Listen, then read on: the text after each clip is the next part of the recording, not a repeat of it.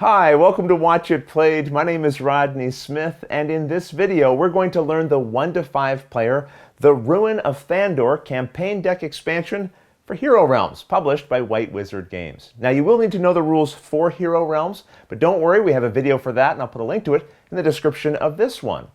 But here I'm going to show you how to form a heroic party with you and your fellow players who will then go on a series of adventures. So join me at the table and let's learn how to play. To set up, the Market and Fire Gems area is created as usual, and then each player must have a Hero Realms character pack to use as their deck. In this video, I'll set up a game for 3 players. Shuffle your deck, and then record your starting health in some way. For this video, we'll use dice. Then put your ability and skill cards in front of yourself in an area known as your inventory. Many of the hero abilities have replacement cards included in this set for the purpose of campaign play. So switch out any that have matching titles. And be sure to use the side that says campaign here at the top. The other side is for variant rules that you can use. In the game, you'll be fighting an evil master, which will have its own playing area that you set up between any 2 of the players. You can think of the master as having its own seat at the table. If instead you're playing solo, then just put the master across from you. Either way, there are several different masters in the game represented by these large cards. And in a campaign, you start by facing the enthralled regulars, so set the rest aside for now. The master will begin face up on the side, showing a 1 in this corner. And its health is shown here, which we'll track with a couple of dice. Now you need to build the master's deck by finding the cards with this symbol in the bottom left-hand corner and organizing them into separate piles by the letter or number that you find within that symbol. You'll have a deck of S, M, and 1, 2, and 3 cards. If you look at the bottom of the master's card, you'll see the current encounter level that it represents. So return to the box any of the numbered decks that don't match. So in this case, decks 2 and 3 would be removed. For each player you have fewer than the maximum player size of 5, remove 3 random cards from the S deck. We're setting up a 3-player game here, so I'll discard a total of 6. Now shuffle the remaining setting cards together with the numbered deck that you kept. So in this case, the 1s. After these have been thoroughly shuffled, you'll then deal them into 5 face-down piles. If you have any extras, add them to the center pile. Now into each of these, shuffle one of the M or Mastery cards. Then stack all of the piles together, one at a time, ensuring that the center pile remains in the middle of the deck. When playing a campaign, you'll use this adventure book, which starts with the setup and then provides you with some story. At the end of this first encounter, you're then told to go to Chapter 2, which will continue the adventure with a new encounter. In between these encounters, you'll be able to level up your heroes, as we'll see later. And during the adventure, you'll have opportunities to make choices that will change which masters you face, causing the campaign to unfold differently on repeated plays. Either way, that's the setup. Now, in a campaign for Hero Realms, the players will be working together to defeat the master. And remember, although the master is not controlled by any one player, it must be given a seat at the table specifically between 2 of the players, unless you're playing solo. The game itself is played over a series of turns, starting with the person seated closest to the master in clockwise order, and then you'll go around and around the table. And on your turn, you'll perform 2 steps, starting with the master step. Here, the person taking their turn, also known as the active player, checks this value on the master's card. It will tell you how many cards the active player now flips from the master's deck, so in this case, 1. If this deck is ever empty and you need to draw, just reshuffle the master's discard pile into a new deck. Now, as each card is revealed, check the symbol in the top left-hand corner and then resolve that matching effect on the master's card. We revealed a green symbol, so now the master would add 2 to its combat pool and the active player would be forced to discard a card. If instead the revealed symbol had been white, then you resolve what is known as the favored ability line. This is the colored symbol with spikes around it, and keep in mind it may change to a different color depending on which master you're facing. After the master's lines have been resolved, the card that triggered it will now activate. If the card was a hazard, as indicated here, then put it in front of the active player and follow its instructions. If the revealed card is an action, then resolve its ability and discard it. If it's a minion, like this one, then like a hazard, put it in front of the active player. However, if it's an elite minion, as indicated here, it will instead be moved to the master's area, a space that you'll designate in front of the master. Finally, if it's a mastery card that's revealed, attach it to the master by placing it above it. Once you've resolved all of the revealed cards, now check to see if the master has a number of these mastery cards attached to it equal to or greater than the number of these mastery icons on its card. If so, and if the number 1 is still showing here, then send all of the mastery cards to the master's discard pile, and then flip the master's card over so that a 2 is showing in this area. On future turns, as you can see, this master will now reveal 2 cards per turn, and some of its abilities have been improved. You'll also notice that there are no more mastery icons here. So although new mastery cards will come out and continue to trigger the master's abilities and be attached, they will never cause the master's card to flip again. Now, whether this card flipped or not, the minions in front of the active player, and only the ones in front of that player, will resolve following the text printed on them.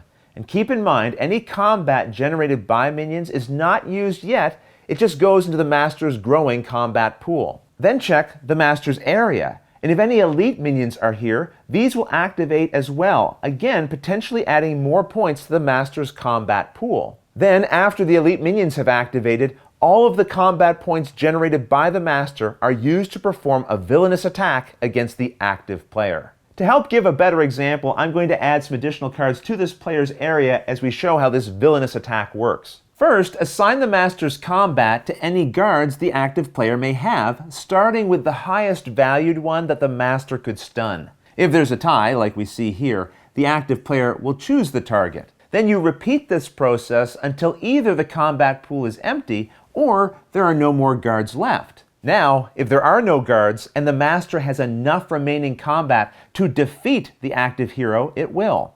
If it cannot outright defeat the hero, then instead it assigns its remaining combat to the highest non-guard champion the active player has that it could stun, and will continue like this until either all the champions are dead or the combat pool is run out. Once there are no champions, any remaining combat at that point left in the master's pool is then assigned as damage to the active player. Now all minions in the active player's area are put in the prepared position along with any elite ones in front of the master. That will end the master's step, and then the active player performs their player step. They do this just like in the base game, with a couple of exceptions. First, as long as there are prepared minions in front of the active player, that is, ones that are upright, you must attack them with any combat points you have. Once there are no prepared minions in front of you, you may use your combat on any combination of other valid targets, like minions in front of you that are not prepared, or on the master directly, unless of course there's an elite minion in front of the master with the guard ability, in which case the master cannot be targeted or attacked directly. Instead, you'd need to first use some of your combat to attack this guard and defeat it. You may also use your combat points to target minions in front of nearby players. When we say nearby, we mean players seated directly on either side of you.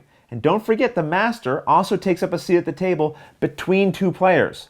So if you're beside the master, you're not considered to be near the player on the other side of that master. So the active player here could attack this minion, but not the one in front of this player. Also keep in mind that for gameplay purposes, all of the players are considered to be near the master, and the master is considered to be near all of the other players. Note that minions are treated as champions, so if you have an ability that stuns a champion, you can stun a minion with it. And defeated minions always go to the master's discard pile. Each time you generate health, you can give it to yourself or to a single nearby hero, but you cannot split health generated from a single source amongst multiple heroes. That said, if you gain health again later that turn, you can then assign all of it to a new target if you want. Keep in mind, if you have prepared minions in front of you, then health cannot be assigned to a nearby hero as you're too busy dealing with your own threats. Some abilities, like this Cleric's Bless skill, says it must be assigned to a specific player. In those cases, that player must take it. They can't then choose to assign it to someone else. If you have an effect that lets you discard one of the master's cards, you first get to look at the top card of the deck and decide whether or not you actually want to discard it, or you can choose to keep it there. Sometimes there's good reasons to keep an easier monster on top rather than risk facing something worse. If an effect has the keyword support, then you can use the card or ability during a nearby player's main phase of their turn. If you see the keyword focus, it allows you to target other nearby areas even if you have prepared minions in front of you. If an effect would apply to multiple players and you need to break a tie, the tie is broken starting with the active player and then going clockwise around the table. So if we had a tie between these two players, then this player would win the tie. On the other hand, if a tie exists within a player's own cards, they get to choose which card is affected. I should also point out that although the master has a seat at the table, it doesn't get its own turn. In other words, as players go around the table taking their turns, once this player is done, it would immediately skip to the player seated here. Now, when playing, if a hero is defeated, put any master cards in front of them into the master's discard pile. Their deck and cards are then removed from the table. Any players seated on either side of the defeated player are now considered to be nearby each other. If all of the players end up defeated, then the master wins. The adventure book will tell you how to win the encounter you're playing. For example, at the end of Encounter 1, you're told to read Chapter 2, which directs you to either repeat the encounter if you lost, or lets you read on if you reduce the master's health to 0. After you complete an encounter, you'll earn rewards as detailed in the chapter you're currently in. At the end of an encounter, although you will return all market and fire gem cards you gained, any rewards permanently stay with your character for the rest of the campaign. At the back of the adventure book is a character sheet that you can copy to record your new acquisitions to ensure you don't forget them. Sometimes your reward will include gaining treasures, which are the cards in the box that have this symbol in the upper right-hand corner. There are two main types: class treasures and elixirs. The adventure book will tell you which type to collect and how. Elixirs may only be used in the next encounter you would have. If you fail to use it before the encounter is over, you cannot take it into the following encounter. However, if you lose the encounter, even if the elixir has a sacrifice effect, you'll get it back when you retry that same encounter again. If you're told to gain a group treasure, this is one of these 4 cards that has a gold border here and no treasure symbol in the upper right-hand corner. It will be shuffled into the market deck where it can then be bought during the game like any other card there. Sometimes a reward will give you a character point, and each point can then be spent to either upgrade an ability or skill or buy an additional health card. These points, though, must be spent as soon as they are gained. They can't be saved up. If you choose to buy an additional health card, find one matching your hero class, and it will start each new game face up in front of you on the side labeled with a 1 in the upper left-hand corner. When starting the campaign, you'll begin with the level 1 skill for your character. For example, the fighter would get this shoulder bash. The game comes with upgraded skill levels for your class that can then replace your skill. So for example, if you use a character point to upgrade this skill later, you'll pick either of these level 2 options, and then, depending on which one you take, if you upgrade the skill again, you'll have a choice between 2 particular level 3 skills to go to. At the back of the rulebook, you'll find a guide that also further shows you how to make choices when upgrading skills. And then there's another page for upgrading abilities, which works the same way, except that you start the campaign with a level 3 ability and then increase from there. The rules provide information on how you can upgrade your hero even further, gaining secondary skills and abilities, which would then start at level 1. But I'll leave that for you to discover on your own, as there are more upgrades included than you can unlock in a single campaign.